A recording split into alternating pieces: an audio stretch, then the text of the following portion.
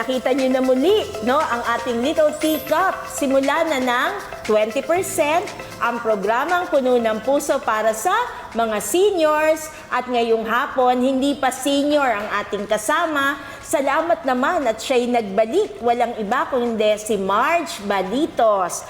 Mag-hi ka muna sa kanila, Marge. Hello po sa mga lolas and lolos. Ang kakaiba sa Marge niya, may zzz. May zay po. May ganun, Marge. Ay, naman po lang, Marge. Ano ba tunay mong pangalan? Margarita po. Margarita! Sige, sabayan niyo kami ng pag-inom na mainit na tsaa, lolos and lolas. Let us praise the Lord.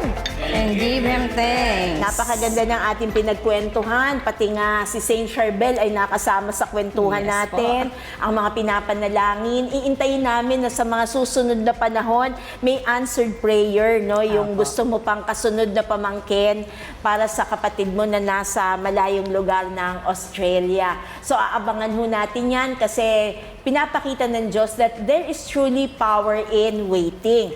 Pero hindi lang basta hoping. Ngayon ay pakinggan din natin ano yung teaching sa atin noon nung nabubuhay pa si Pope Francis.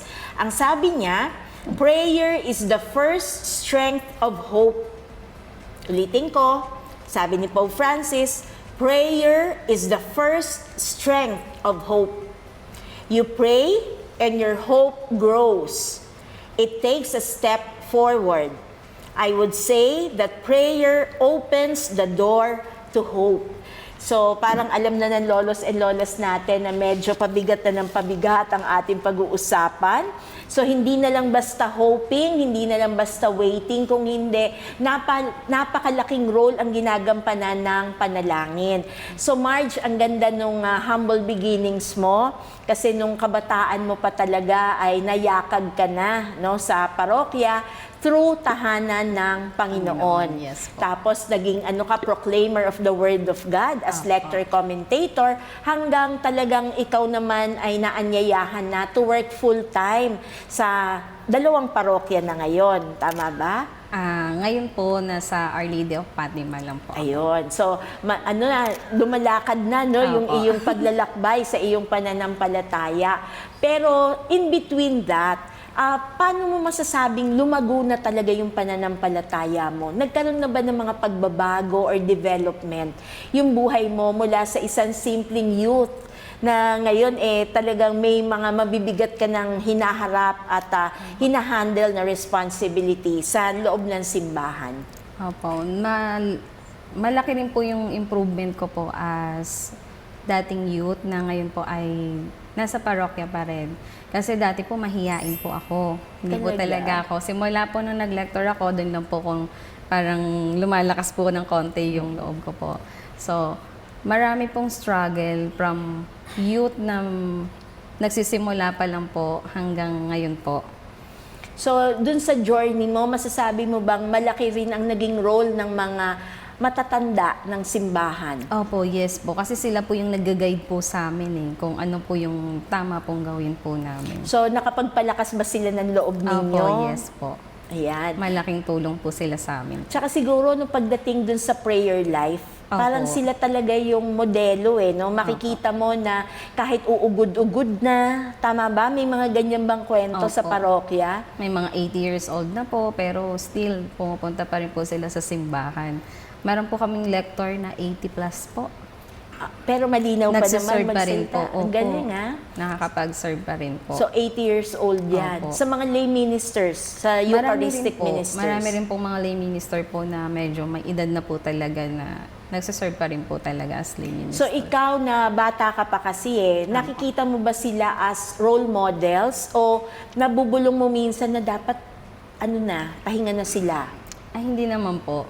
Model pa rin po sila para po sa akin. Kahit kasi sila po yung nagiging inspiration ko na para hindi po tumigil sa pagsiserve. Wow, ang ganda naman na role natin, lolos and lolas. Let us praise the Lord. And give Him thanks. So, napakaganda na ibig sabihin tayo palang nagkakaedad, inspirasyon din pala tayo. Napupuna pala nila tayo, napapansin pala nila tayo. Kaya pag sila ngayon dumadating sa punto ng buhay nila na may pagdidesisyonan, di ba? may guidance na Opo. nakikita. So, kumusta ba naman ang buhay ng pandemya? Hindi ka ba nawala ng pag-asa ng pandemya? Saan ka ba inabot ng pandemya? Hindi po. Kasi nung pandemic po, nasa parokya po kami nag-stay. Tapos yung parish po namin, very busy po sa pamimigay po ng relief Ayuda. operation. Opo, talagang 24/7 po kami, na-experience po namin na 24/7 po kami nagre-repack po ng mga ipamimigay po sa mga tao. So, kasama ka ba sa naging frontliners? Yes po. Ah, Umiikot talaga? po kami kahit madaling araw po, nag-iikot po kami sa kalsada, kasama po si Father Russell. Tapos nagluluto rin po kami ng ipapakain po sa mga volunteer kasi 24/7 po yung repacking So, po. kailangan pong maunawaan ng ating lolos and lolas, ng mga viewers, kasi medyo mahirap yung area nyo talaga, Opo. di ba? Na talagang kakailanganin yung ganong klase ng ayuda to the point na sabi nyo, kayo-kayo nagluluto para ma-augment no, yung pangangailangan nila. So, dun sa mga nag-ikot na yon, wala bang nahawa ng COVID? Wala bang Sa na awa virus? ng Diyos naman- sa awa ni Lord po, wala naman po. Parish priest nyo? Si Father po, tinamaan po siya ng severe COVID. Nung tapos na po kami mag-repack. Ah, Opo, okay. nung tapos na po yung relief operation namin, doon po siya tinamaan po ng severe COVID. Tapos sa dinami-dami nyo, siya lang. Opo, lahat po kami ng staff nag-negative. Si Father lang po yung nag-positive. Nakakakilabot namang isipin, Opo. ano? Tapos may kwento pa po yung mga nurse na sa 10 pasyente po doon sa COVID ward, si Father lang po yung nakasurvive. Opo, kasi nung after po niya ma-COVID, dumiretso po kasi si Father sa dialysis dahil tinamaan po yung kidney ni Father. Yun po yung naging effect po ng COVID sa kanya. So after po niyang ma-COVID na nasa dialysis na po kami, nandun na po yung nakikwento na po ng mga nurse na nagjo-duty rin po dun sa COVID ward. Nasa 10 daw po na COVID. Si Father lang daw po yung nakasurvive. Nako, lolos and lolas, panahon para magpuri sa Diyos. Let us praise the Lord. And give Him thanks. Hindi naman dahil sa pumanaw yung iba. Opo, Kundi yes po. yung pasasalamat Yung na nakasurvive. imagine Opo. siya, at least may isang nakasurvive. At alam ninyo, hindi natin maiiwasan na ang isang pari kasi ang katumbas niya, 20,000 parishioners. Yes No? po. Kaya talagang napakalaking bagay na maproteksyonan ang isang alagad ng Diyos. So nakakatuwa lang isipin na ikaw na spare ka. Sa dami nung naggawa nung relief operations na yon, parang antaya lang si Father. Opo. Di ba? It's mind-boggling. Ang hirap ipaliwanag. Tapos, nung siya naman ay inalagaan na sa ospital, kasi sabi mo, severe yung COVID niya di ba? Talagang namatay ang lahat ng kasama niya dun sa ward at siya lang ang nakasurvive. So abangan po natin kung talagang may promise of waiting dito sa mga pangyayaring ito kung saan kasali sa character si Marge. So we'll be right back. Huwag kayong umalis.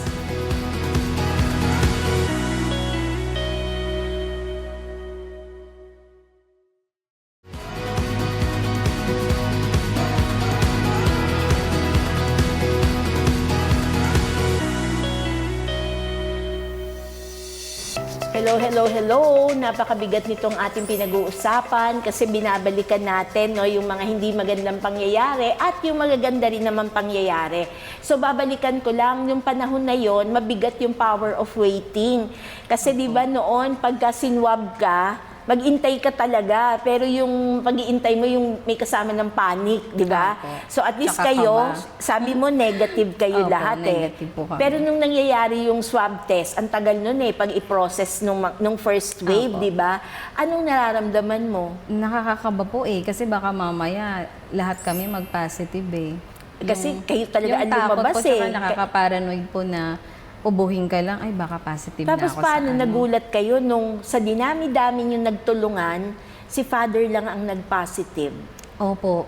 Inasahan nyo ba yun na magpa-positive Hindi siya? rin po ini-expect kasi sumama lang po yung pakiramdam na akala po namin simpleng lagnat lang Tsaka po. pagod, Opo, di sa ba? pagod, di nakapagpahinga. Kasi talagang yung sipag po talaga nung mga panahon po na yun talagang todo bigay po kami para makatulong lang po talaga sa mga mahihirap.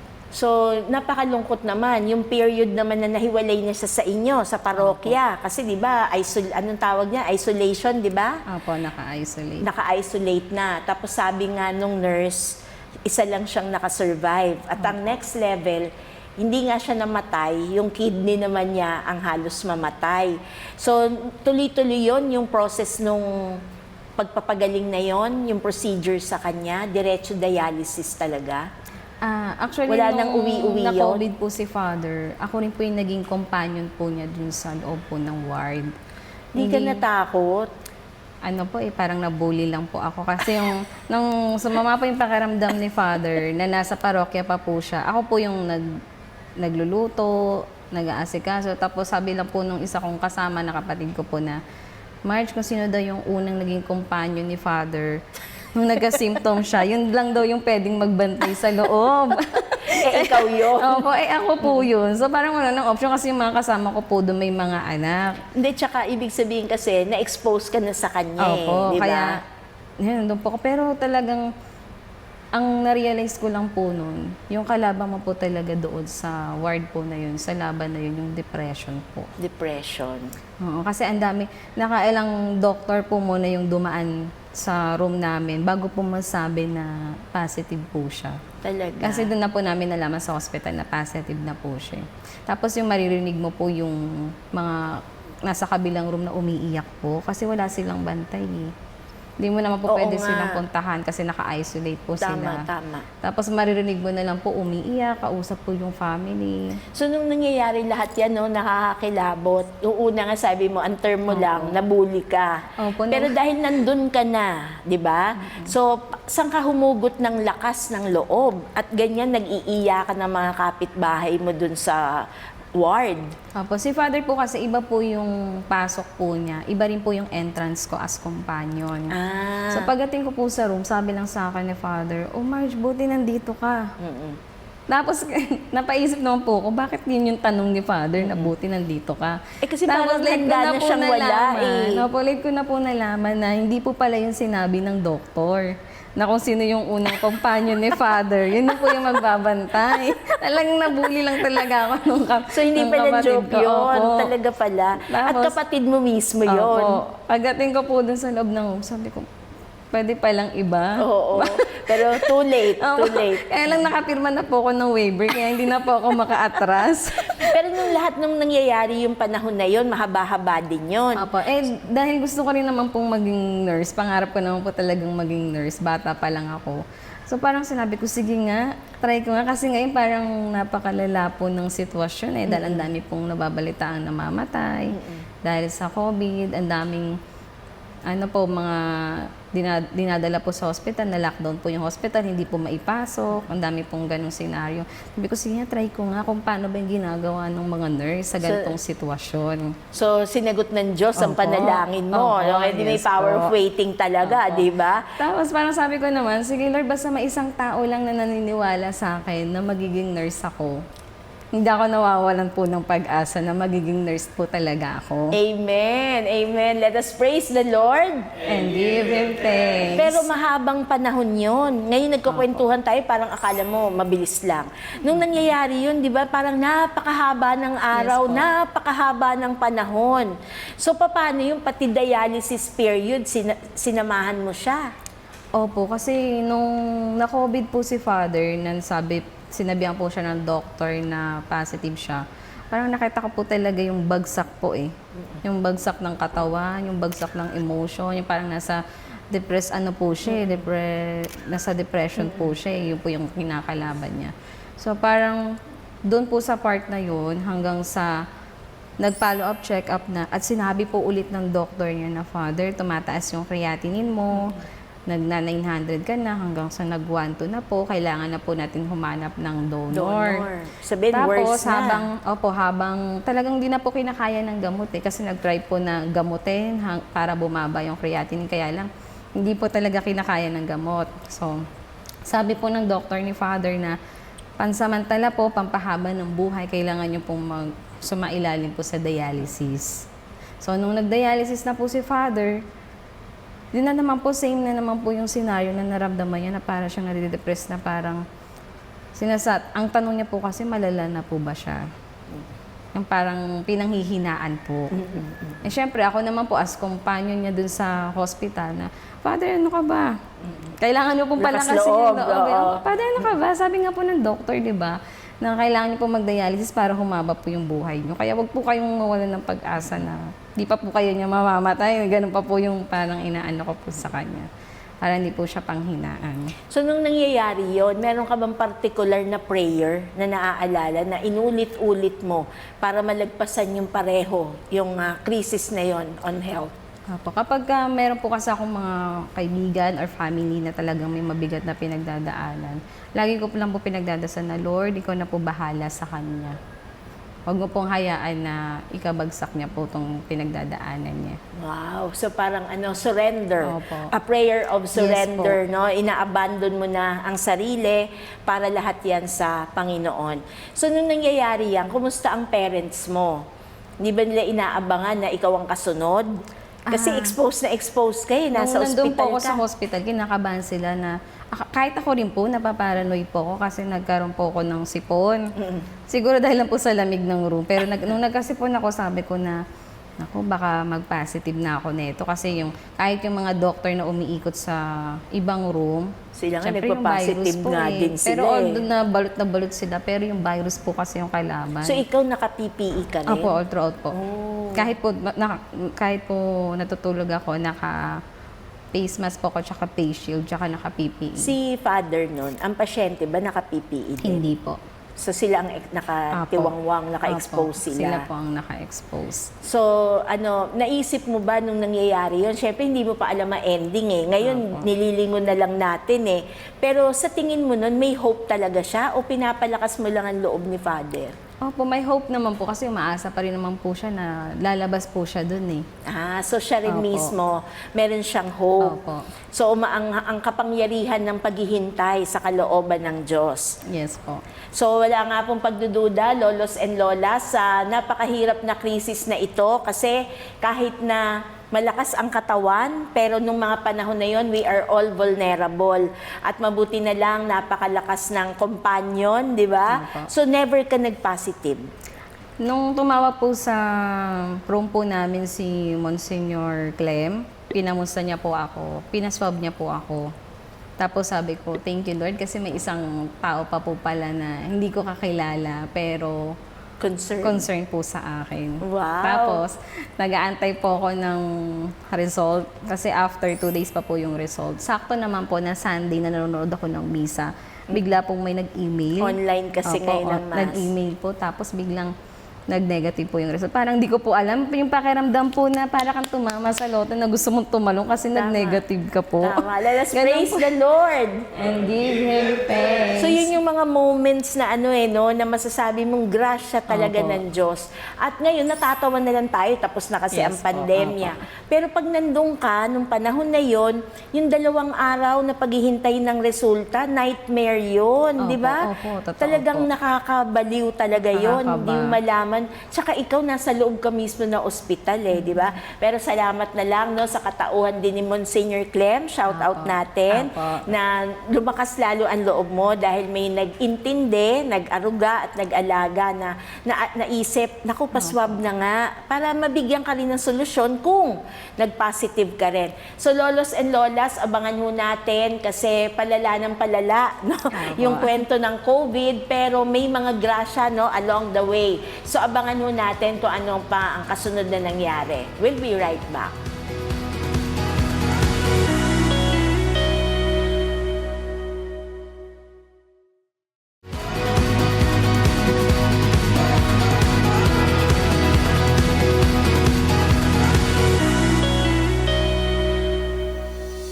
Hello, hello, hello! Tayo'y magpapatuloy na sa ating tema, The Promise of Waiting. So, binalikan ho natin yung mga mapait na kahapon, pero yung napakahirap na paghihintay. Pero awa ng Diyos, no, grasya na hindi ka talaga nahawa. Kaya lang, sa dulo ng lahat ng ito, para mailigtas ang sitwasyon ng isang pare na kilala na natin, walang iba kundi si Father Russell Ocampo, nung nanganganib na talaga at kailangan na, kasi ilang pagsubok na no? Ilang attempt na, walang makuha na tao na magmamatch talaga sa kanya o yung sitwasyon hindi nag-a-align. What made you decide na kailangan mo nang gumawa ng desisyon? Bago po ako nagdesisyon, parang ang dami ko pa pong hiningi mo ng mga signs. Na sabi ko, Lord, bigyan mo muna ako ng sign kung mag-oo po ba ako. Tapos, ang dami rin pong binigay sa akin ni Lord ng mga sign. Yung una po, yung habang nasa dialysis po kami, pabalik po kami ng parokya. Meron pong isang babae na sasailalim po siya sa transplant, kidney transplant po kinabukasan. Parang nung nasa dialysis pa lang po, humihingi pa lang po ako ng sign, pagbalik namin ng parokya, eto na po. Tapos yung tao po na yon, kaidaran ko po, babae rin po siya. Parang sabi ko, Lord, parang ang bilis naman po ng sign. Naghanap ka kasi ng sign eh. Ang bilis naman po ng sagot. Tapos, basta marami pa pong mga sign na binigay na sabi ko, Lord, sige, parang kung talagang gusto niyo po, tutuloy po ako. So, lolos and lolas, para sa inyong pagkakaintindi, kaliwanagan ng isip, ano po ba yung tinutukoy niya? Apo. Iniisip niya kung i-give up niya. Yun ang ibig sabihin, di ba? Apo. Nag-donate ka ng kidney, gini-give up mo na yon kasi walang bawian. Pag nagdesisyon ka Yun na na po. i-donate mo yon, hindi mo pwede sabihin, ay, ayoko na, ibalik mo sa akin Opo. yan. So, it's really a big decision. So, kailangan niya magdesisyon kasi parang nasa bingid na eh, di ba? Borderline na si Father. At nung nagdesisyon ka, binigay naman ng Diyos ang kanyang basbas, ginabayan ka. Pero nung dinicide mo yon, hindi ka naman sigurado magmamatch kayo ni Father? Hindi po, wala po talagang, wala pong ine-expect. Kahit nga po yung mga procedure ng mga lab test, hindi ko rin po ine-expect yun na ipapasa ko. Kasi pero bago ko po sabihin kay Father, sinabi ko po muna sa doctor po ni Father. Pero nung simula po, sabi ko, Lord, itatry ko po. Kasi sabi ko po talaga pag pangatlong donor, wala pa rin po. Susubok po ako. Kasi baka mamaya, dasal po ako ng dasal na magka-donor. Bakit di ko naman po itry? Baka ako naman po pala yung sagot sa pinagdadasal ko. Nasa hinahanap Pero po ibang namin. level ka din, Opo. ha? Ako, magdadasal na lang ako. Pero ikaw nga, kakaiba yung Opo. grasya na binigay sa'yo ng Diyos na kasali ka doon sa pamimilian na yon, sa options. No? Binigay mo ang sarili mo as an option. Ang magulang mo naman, hindi ka ba inawat? Hindi ka ba tinakot? O ikaw, hindi ka ba nagkaroon ng doubt? Kasi paano naman ang magulang ko? Oh. Opo. Simula po talaga nung napasa ko po yung screening na test, parang wala na pong kaba, wala na po akong kabang naramdaman. Basta lahat po sinesurrender ko po kay Lord. Lord, talagang kung ibig mo to, kung gusto mo to, ikaw na po bahala. Ganun na po talaga yung dasal ko. Kasi before, pag magdasal po ko, Lord, gusto ko ng ganito, ganito, ganito. Pero nung time po na yun na, ito na parang big decision na to eh. Parang, Lord, ikaw na po yung mag-decision para po sa akin. Pero ang una mong sinabihan yung doktor, hindi Opo, si Father. Doc po. Hindi po. Kahit yung family ko po, hindi ko po sinasabihan. Sa doktor talaga. Tapos hanggang inayos yun na yung mga Tapos test. sabi ni Father sa akin na, Marge, good news, meron na akong donor. Sabi ko, ay talaga po, Father, buti naman po may donor na kayo. Kasi parang, meron pa po kasing test eh. After po na masabi ni Doc kung sino po yung donor ni Father, may test pa po na gagawin. Kaya parang, hindi ko pa po masyado 100% So, na hindi pa pala sure. Opo. Oo. Kasi talaga po, Father, may donor na po kayo. Finally po. Tapos punta po kami dun sa Cardinal Santos.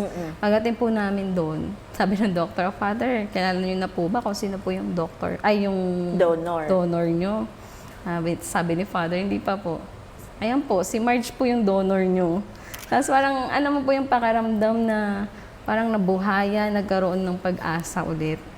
Ganun po. So, nakita mo yung mukha niya, siguro Opo. na-shock. Apo, pero wala po talaga na akong after po nun na nalaman na po ni Father kung sino po yung donor niya. Parang, Lord, sige talagang kung parang tinetest yun na challenge ko na po si Lord lagi na, Lord, talagang kung gusto mo talaga to, ikaw na po bahalang gumawa ng paraan. Lahat po pinagkakatiwala ko po. So, di syempre, inayos lahat, no? May mga tamang procedure lahat Opo. yan, di ba? So, hindi ba dumapo sa'yo yung pangamba na sabi mo, ano na kaya ako nito? Back out na lang kaya ako? May ganun ba? Wala po eh. Walang Kasi temptation parang na ganon? ang dami rin pong miracle po na binigay ni Lord sa amin eh. kahit po yung cross-matching namin, na kahit yung doctor po hindi po talaga makapaniwala na magmamatch kami.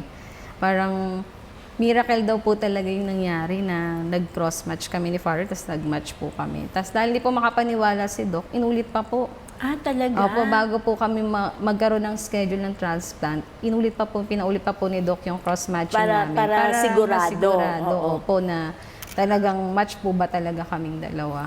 So, pero ngayon na habang kinukwento mo, nakikita ko sa iyo yung kapanatagan. Opo, yung yes parang po. may Hindi po peace ka talaga. Never po talaga ako kinabahan na, pero naman mental block po kasi mayroon po dong panel interview na gagawin. Nandiyan po may attorney, may DSWD, may Ganun health, pala kahirap. Opo, may interview po siyang gano'n na parang sinasabi po ng iba na kahit nakapasa ka sa mga labs, kahit nag-match kayo, kung hindi ka po papasa dun sa interview na yon, hindi rin po kayo Dun sa pwede panel na mag-proceed. yun, Opo, oo. yes po. Tapos dun po sa panel interview na yun, kabadong sabi ko, Lord, ano bang sasagot ko dito? Kasi para ina-assure po kasi nila na talaga bang yung kidney Sigurado ay ka. hindi po donated. Ay hindi po siya bayad. binili. Opo, Oo. bayad. Yun po yung ina-assure nila dun sa panel interview. Tapos sabi ko, Lord, ano bang sasagot ko po sa kanila? Ikaw na po, Lord, bahala. Laging ganun po talaga yung dasal ko, Lord, ikaw na po talagang bahala. Tapos, nung doon na po kami, papasok na po ako para sa interview. Kasi ako po yung una, tapos yung recipient yung pangalawa, tapos sabay po. Isa lang po yung tinanong sa akin ng panel interview kung nagiinom daw po ba ako. Tapos, after po nun, wala na po. Pinirmahan na po nila yung papers. Kontento na sila. Opo. Oo. Parang sabi ko, parang yung kaba ko kanina kasi panel interview po to lahat ng Pwedeng hindi ka makalusot nandun. kung may Opo. makita silang Kasi butas, di ba? opo. Tapos yun lang po yung tinanong. Sabi ko, Lord, grabe, ang galing, ang galing, ang galing. Parang si Lord po talaga nagpaplano po ng lahat eh. So talagang kailangan tayo magpuri sa Diyos. Let us praise the Lord. And give Him thanks. So, napakaraming ang milagro dito sa yes mga po. kinukwento sa atin ni Marge. Hindi lang yung hiwaga na binigay ang kagalingan kay Father Russell, pero gumamit siya ng mga instrumento tulad Opo. ni Marge na mapadali at maisakatuparan, no, yung milagro na yon. Doon pa lang sa cross-matching na tinatawag, di ba? Ang hirap ng makalusot doon eh, di Yes ba? po. Kasi una-una hindi kayo related sa isa't Opo. At isa. saka sinasabi rin po ng iba, ay ng ibang doktor na 100% magiging ano po kayo, pareho, magmamatch kayo kung relative po yung donor. So, in your case, di ba, sabi mo nga, Wala may po, kahit isa nga pang... po yung blood typing, hindi po kami magka-blood type po ni Father. Talaga? Kaya yung doktor po talaga ayaw maniwala eh. Kaya nga, di ba, sabi mo, may Opo, pangalawang talagang- testing na opo. inulit talaga, di Yes ba? po. So, parang ang Diyos na lang talaga ang gumawa, siya ang Opo, kumilos yes po. talaga. So, unang-una, lolos and lolas, napakalinaw dito that the power of waiting is based on the grace of God. Yung kapangyarihan nasa sa Diyos, hindi sa kakayanan ng isang taong naghihintay. Si Father, dasal ng dasal yan, sigurado, di ba? Tsaka mahirap po maghanap po talaga ng donor. Tsaka sa inyo, nakatry na siya ng tatlo eh, di ba? Nakatry po. Doon sa programa ho natin, kung napanood niya siya nung panahon ng Mahal na Araw, si Father Russell ang ating invited guest, nagsabi siya doon eh, na nakatatlong ulit na matutuloy sana, pero may hadlang. Yung may mga obstacles talaga, yung isa nag-match na, nagbago yung loob, di ba? Parang hindi pinayagan. Pero pagdating kay Marge, talaga namang wala siyang kamalay-malay na physically fit ka rin, di ba? Kasi Opo. doon pa lang, di ba, question na agad yon pag hindi ka healthy, di ba? Hindi ka pwede mag-donate eh. Tapos sa blood type nyo nga, hindi pa nga kayo magkapareho, di ba? So makikita ho natin, may mission ang bawat isa sa atin. At Marge, ngayon, looking back, did it make you a better person? Matapos Yes, ang pangyayaring ito na tagdugtong ka kahit papano ng buhay sa isang alagad ng Diyos. Opo, dati po ang pangarap ko lang po makapag-donate lang po ng dugo eh. Yan lang po talaga ang pangarap ko na matulong ko po sa mga ibang tao na sabi ko, Lord, sana naman may chance na makapag-donate ako ng dugo. Pero hindi lang po pala yun yung plano. Hindi po ako lagi nakapag-donate kasi lagi po akong anemic eh. Laging mababa po yung dugo ko. Tapos sabi ko, bakit ang galing ni Lord, Talagang yung mas challenge pa yung gusto niya pong ibigay ko sa iba. Hindi pala dugo ang Opo. kaya mong Yun nga po, ibigay. hindi lang po pala Kidney dugo. talaga ang kaya Opo. mong ibigay. So, natapos ang lahat ng yun at naging successful. Salamat sa Diyos, di ba? So, ngayon nakakapaglingkod na talaga sa parokya 100% si Opo. Father Russell. Ikaw naman, hindi ka naman dinadalaw ng takot na paano naman kung ako yung nagkasakit? May ganun ba? Yung human side natin? Hindi po kasi lagi ko na lang po talagang after din po ng operation na Lord, eto nakatulong po ako sa tao, sa ibang tao, parang wag niyo naman po akong pabayaan. Kasi kung yung dinonate ko, hindi ko na po yung pwedeng Balik. bawiin eh. Opo. Tama. Talagang 100% ko po yung sinurrender po sa'yo.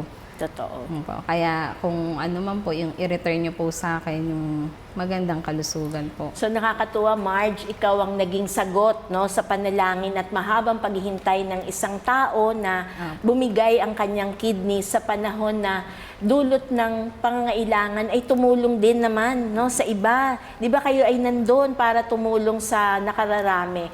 So ngayon naman i-address natin ang lolos and lolas natin. Sila yung mas maraming sakit, no, na pinagdaraanan. So ano naman ang magandang mensahe mo sa kanila? Opo, sa mga lolos and lolas po na nagkakaroon po ng karamdaman, mabigat na karamdaman, lahat po yan isurrender nyo lang po kay Lord. Naniniwala po ako na ang kagalingan po ay nasa Kanya.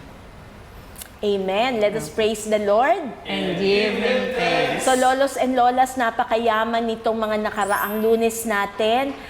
Napakaganda ng tema, the promise of waiting. So, laging aalalahanin that it can only happen if there is hope. At yung hope daw nagsisimula sa panalangin.